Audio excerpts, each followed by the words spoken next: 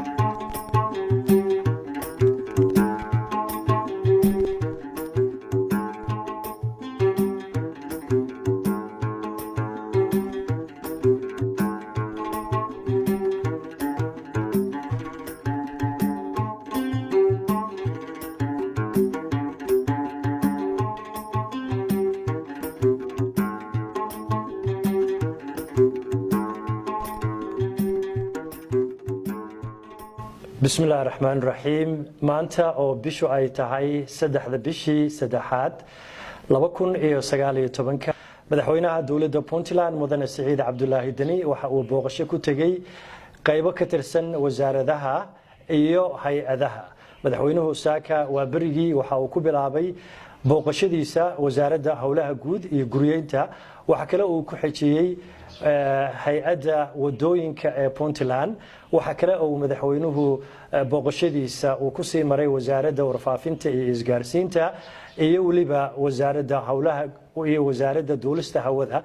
madaxweynuhu waxa kale oo uu booqday telefishinka iyo raadiyoga Puntland ugu dambeyntiina madaxweynuhu waxa uu ku soo khatimay booqashadiisa wasaaradda xanaanada xoolaha madaxweynuhu wasaaradahaas uu tagay dhamaantood waxa uu kula kulmay mas'uuliyiin ay ugu horeeyaan wasiirada ku-xigeenada iyo waliba